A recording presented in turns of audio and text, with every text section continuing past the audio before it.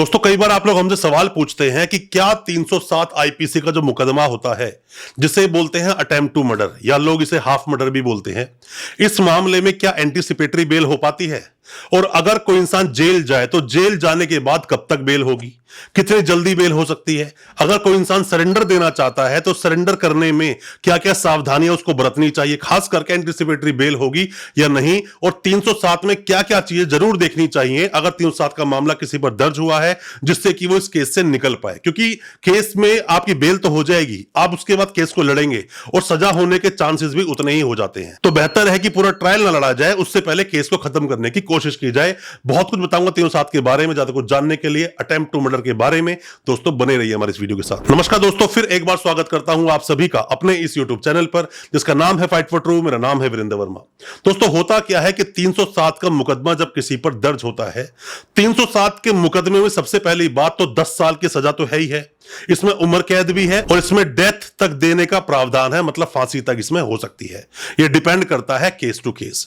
इसमें तीन चीजें बहुत ज्यादा महत्वपूर्ण रोल प्ले करती हैं। सबसे पहली बात आती है पॉसिबिलिटीज। मतलब पॉसिबिलिटीज क्या है? मतलब कि जब किसी इंसान को मारा गया, आपने गोली चलाई, आपने तलवार से मारा, आपने चाकू से मारा, किसी भी तरह से कुछ भी वेपन से आपने किसी इंसान को मारने की कोशिश की, तो उस इंसान को अगर वो चोट लगती या चोट लगने के बाद उसकी डेथ हो सकती थी या नहीं, पॉसिबिलिटीज कितनी है, ये चीज देखी जाती है, बहुत ज्यादा जरूरी होती है। दूसरा आता है रीजनेबल डाउट। मतलब कि डाउट तो नहीं है कहीं कि इंसान मरेगा कि नहीं मरेगा। अगर रीजनेबल डाउट कहीं पर नहीं है कि इस इंसान ने उसको मारा और वो मर ही जाता, इस इंसान की इंटेंशन भी बहुत ज्यादा क्लियर थी, तो ऐसे में 307 लगेगा ही लगेगा। सबसे बड़ा पार्ट होता है इंटेंशन का।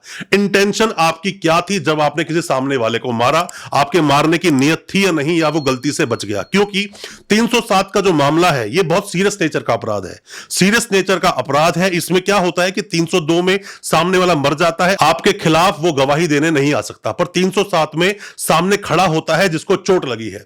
अब बात यह आती है कि इसमें एंटीसिपेटरी बेल होगी। दोस्तों एंटीसिपेटरी बेल तो किसी भी केस में हो सकती है, डिपेंड करता है कि आप उस केस को कैसे प्रेजेंट करते हैं। केस को बहुत अच्छे से अगर आपने प्रेजेंट किया, आपकी एंटीसिपेटरी बेल भी होगी, केस भी पूरा खत्म हो जाएगा। ये डिपेंड करता है केस टू केस। अब जैसे हम जो अपनी प्रैक्टिस करते हैं जिस भी कोर्ट के अंदर, कि क्रिमिनल वकील हम लोग हैं, तो क्रिमिनल केसेस को ही हम लोग फाइट करते हैं। हम हमेशा सामने वाले को बोलते हैं कि एफआईआर को बहुत अच्छे से पढ़े। आप कोई भी नए वकील साहब हैं, कोई भी लॉ स्टूडेंट है, कोई भी कानूनी जानकारी लेना चाहते हैं, आपका सगा संबंधी जानकार कोई जेल में है, सभी के काम की ये वीडियो है। क्यों है वीडियो? कि आपको पहले तो एफआईआर को बार बार पढ़ना है। एफआईआर को 3-4 बार पढ़ोगे तो उसके अंदर से कोई ना कोई फैक्ट आपके सामने निकल जाएगा। कई बार मामले क्या होते हैं कि मामले छोटी सी चोटी के होते हैं, पर उन मामलों को 307 का कलर देकर 307 बना दिया जाता है। और अगर ऐसा बनाया है तो आप जैसे ही बेल लगा रहे हैं, बेल के अंदर इन मुद्दों को उठाना चाहिए। 307 क्यों नहीं बनना चाहिए, उसके ऊपर आप क्वेश्चन भी लगा सकते हैं, हाई कोर्ट जा सकते हैं, सुप्रीम कोर्ट जा सकते हैं। क्वेश्चन लगाएंगे तो केस खत्म भी हो सकता है अगर मामला 307 का नहीं है। देखा जाता है कि चोट कितनी लगी, चोट कितनी सीरियस थी, चोट कितनी गहरी थी, चोट जो सामने वाले को मारी गई, क्या उससे वो मर सकता था? 307 में सब बातें देखी जाती हैं।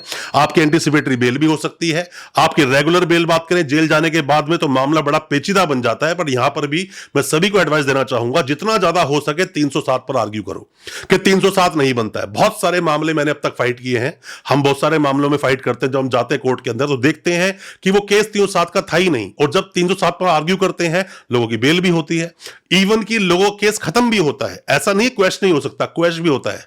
आप अपने केस को अपने वकील साहब को बहुत अच्छे से समझाएंगे और वकील साहब बहुत अच्छे से केस को पढ़ेंगे तो मेरा मानना है कि आपकी बेल जल्द से जल्द होगी, आप इस केस से बाहर निकल जाओगे।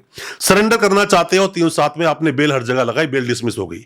जैसे कि हम कई बार जब सुप्रीम कोर्ट में किसी इंसान की बेल लगाते हैं 307 में, तो हम हमेशा पूछते हैं क्रॉस एफआईआर का मामला तो नहीं है कहीं वो। और कई बार क्रॉस एफआईआर का मामला निकल जाता है कि मतलब पहले आपने उस पर कोई एफआईआर की थी, बाद में लड़ाई झगड़े में उसने आप पर ही एफआईआर कर दी। यह पुरानी रंजिश का मामला निकलता है बहुत बार पुलिस से साठ गांठ करके 307 लगवा दी जाती है, यह भी मामला कई बार निकलता है। तो ये सब बातें पता होनी चाहिए। सुप्रीम कोर्ट में जब इन बातों को को रेज करते हैं तो लोगों को बेल मिलती है, ऐसा नहीं बेल नहीं मिलती। बस आप केस को बहुत अच्छे से प्रेजेंट करें। सरेंडर करना चाहते हो तो सरेंडर, मेरी एडवाइस है आप लोगों को कि सरेंडर आप कोर्ट में करें, आप सीधा पुलिस के पास ना जाए। पुलिस उसको अरेस्ट दिखाएगी और बाद में आपके साथ प्रॉब्लम होगी। भगोड़े थे आप, फरार थे इस केस में, बाद में पकड़ा गया है तो यही हवाला बार बार कोर्ट में दिया जाएगा और आपकी बेल नहीं होगी। कैसे आप सरेंडर करेंगे और कोर्ट में ही सरेंडर कैसे करेंगे, डिटेल्ड वीडियो हमने बनाया है, हमारे इस चैनल पर अवेलेबल है। लास्ट में उस वीडियो को लगा भी देंगे, वीडियो को आप डिटेल में जरूर देखना। रिमांड क्या बोलता है, रिमांड कैसे होता है, पुलिस चार्जशीट कैसे बनती है, सब पर वीडियोस हमारे इस चैनल पर अवेलेबल है। 307 का मामला सीरियस होता है, इसमें सामने वाले की इंटेंशन देखी जाती है और भी बहुत कुछ देखा जाता है। दोस्तों, आपके दिल में कोई भी किसी भी तरह का सवाल है, कमेंट बॉक्स में अपने सवालों को पूछें। ऑनलाइन कंसल्टेंसी चाहते हैं, दिए गए नंबर पर आप व्हाट्सएप करें, हम आपको उस पर रिप्लाई करेंगे।